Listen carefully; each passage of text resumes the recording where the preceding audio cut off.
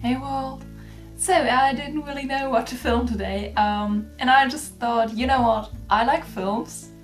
Let's talk about films! So I'm just gonna share some films today that make me happy, that I think deserve more attention. Now the first film I'm gonna mention is this one, which is Struck by Lightning, directed and acted by and written by Chris Colfer, whom I love so much. And yeah, this is my favorite film of all time. So the film starts with this guy right here getting struck by lightning and dying. And that's the beginning of the film. And then he tells the story how he got there and why that happened. And it's so philosophical, but in a really clever and funny way.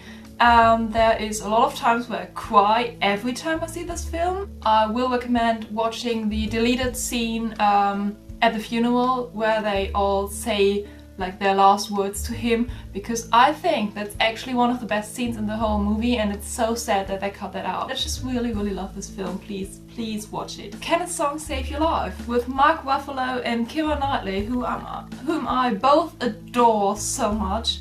And this is a film about her being a singer, but not really singing publicly, more for herself, and him being a music producer who kind of doesn't produce music anymore. And he sees her sing and wants to produce an album for her, and they do that in a really unique way. And we have the songs that are lovely, we have this production of the album that is lovely itself, but the characters in this are just so well done. Not only these two, but also their families, their friends, all the supporting acts. Like, they're just so well thought out and so unique and so rounded. There's not a single character that I would say is a cliche.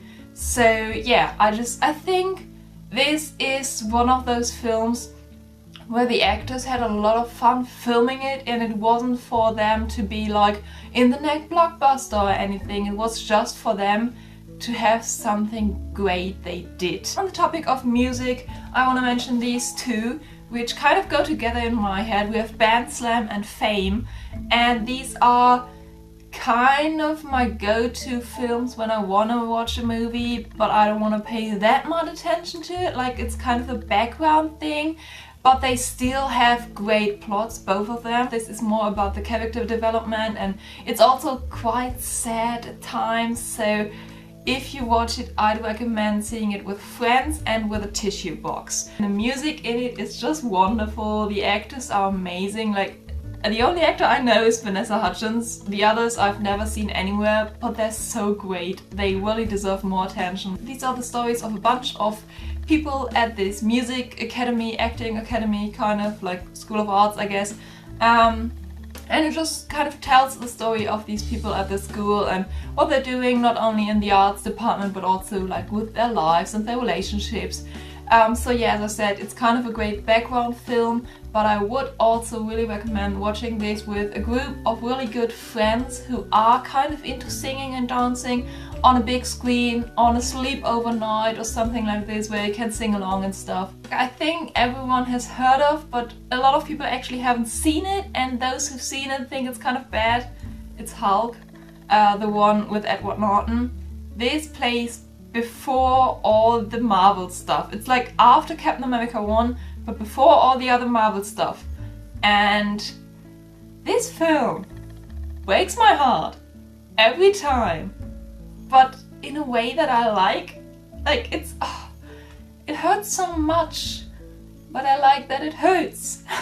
And I actually think Edward Norton is a really great Hulk. Like, I love Mark Ruffalo now as the Hulk, but I think Edward Norton could have carried on. I think he would have done a great job. And yeah, it kind of depicts this whole stigma of Hulk being the bad guy, and of why Hulk always has to be alone and has to face everything alone.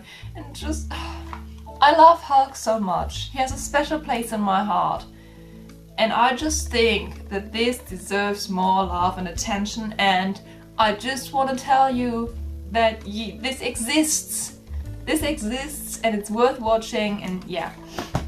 Also, honorary mention to Pride and Billy Elliot, which I don't have on DVD yet, but are still two of my favorite films. I love them both so much. They're so well done. They make me feel all sorts of things, mostly good things. And yeah, I just think if you haven't seen either of them, you really should. So those are some of my favorite films that I think deserve more attention.